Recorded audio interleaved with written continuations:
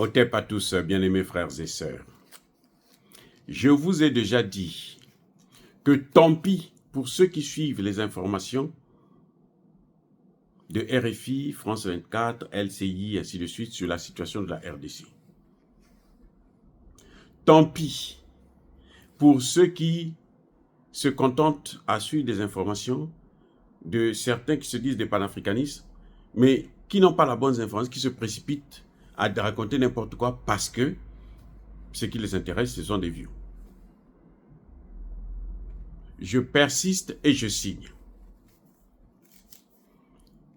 Iousi et Calais Centre ne sont pas sous le contrôle des M23, des terreaux et des milices ou mercenaires de RDF, c'est-à-dire des militaires rwandais.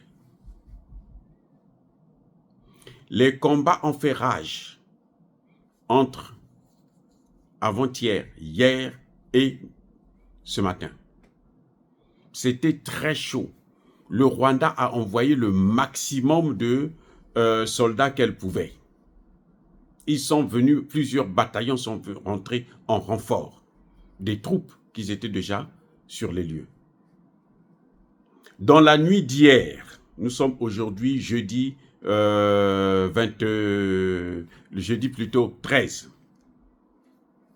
février 2025. Donc, dans la nuit de mercredi à jeudi, il y a eu un moment où les merceaux de Kagame avaient pris justement Calais et Centre notamment, et Iousi. Mais après, le Congo a encore une fois de plus utilisé son aviation, parce que eux, l'aviation, c'est à contre-goutte. C'est-à-dire qu'on vient, on bombarde une fois, et on attend une semaine, 2 semaines, quand la situation est un peu grave, on essaie de venir décompter. Bon, s'ils arrivent en retard, c'est trop tard et c'est perdu. Vous voyez, non? C'est ça ce qui se passe. Donc, ce qu'ils ont fait, c'est que l'aviation est venue soutenir les troupes au sol. Et il y a eu un carnage. Un carnage.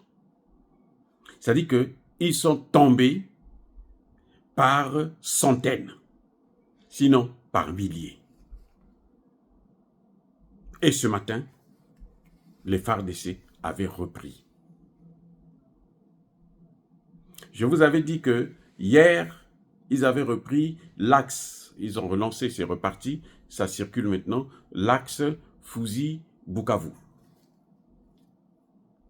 Donc aujourd'hui, ils ont récupéré encore, ils ont pris et repris Calais et Centre, et Iousi, ils ont repris Calais lui-même, hein, le centre et puis Calais.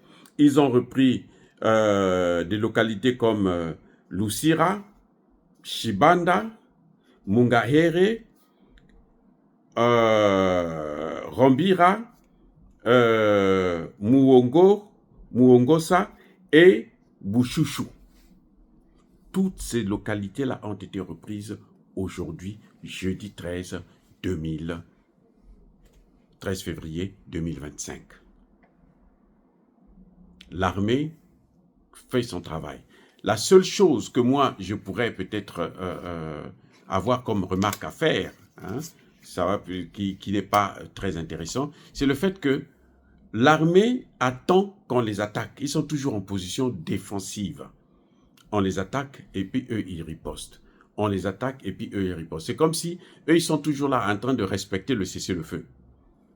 Parce que hier encore, là, ce sont les Rwandais qui ont commencé. Ce sont les Rwandais qui sont venus. Parce qu'ils veulent à tout prix prendre Bukavu. Ils veulent à tout prix arriver à Bukavu. Faire comme ils ont fait avec Goma. Même si on partage une partie pour eux, une partie pour les autres, ce n'est pas grave, mais au moins ils sont à Bukavu. Parce qu'ils savent que les Occidentaux vont dire qu'ils ont pris Bukavu. Donc l'essentiel est qu'ils rentrent là-dedans, ça sera comme si eux, ils ont pris Bukavu. Voilà le vrai problème. Voilà le problème que nous avons. C'est qu'on attend toujours qu'on nous attaque pour riposter. Mais nous, on n'est pas en position offensive. Et quand on les repousse, dès qu'ils reculent, on les laisse. Ils vont dans une autre localité. Parfois, ils ne sortent même pas du Congo. Donc, on ne les repousse même pas en dehors de la frontière, jusqu'à la frontière du Congo avec le Rwanda. On ne les repousse pas en dehors du Congo.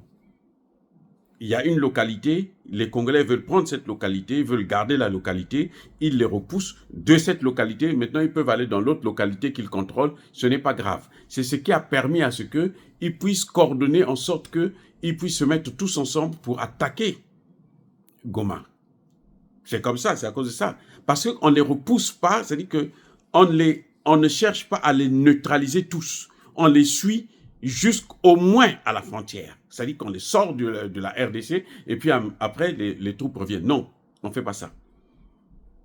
Dans la localité, là, on se trouve là, ils sortent de la localité et puis c'est tout, ils vont dans les montagnes, ils s'organisent et puis ils reviennent encore. C'est pour ça que vous voyez que ça part, ça revient, ça part, ça revient. Mais en tout cas, le Sud Kivu est plus ou moins stable, tranquille. Parce qu'ils sont... Mais alors, ça dit que je pense que Kagame a un problème psychiatrique. Il doit être cliniquement fou pour perdre autant d'hommes et être insensé. C'est-à-dire que ne même pas se dire, mais attendez, il y a des gens qui sont en train de mourir là-bas, on va arrêter ça, on va trouver un moyen pour arrêter ça. Non, non, non. D'ailleurs, il a dit, hein, pour le Rwanda, c'est une guerre existentielle. C'est-à-dire que le Rwanda ne peut pas vivre sans les matières premières de la RDC. Je reprends.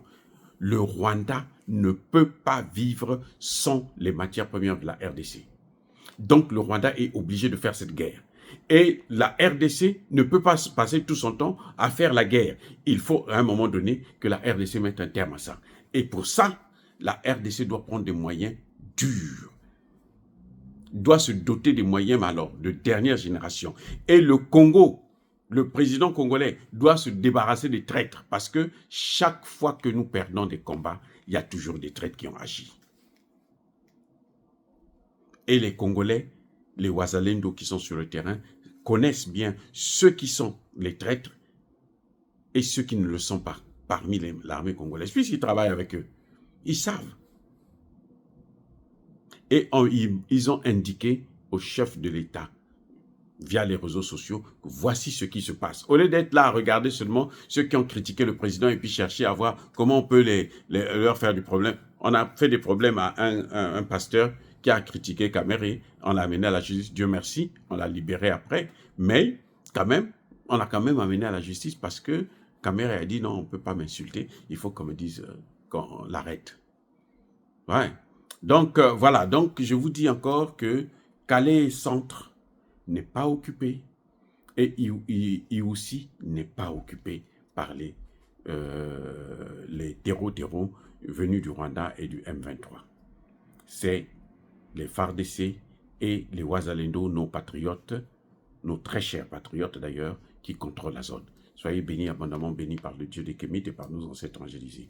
Mais que tous ceux qui persécutent le continent africain, le pillent et le déstabilisent, qu'ils soient noirs, blancs, chinois, arabes, juifs, indiens ou qui qu'ils soient punis, maudits, foudroyés, neutralisés, écrasés, effacés par le Dieu des Kémites et par nos ancêtres angélisés.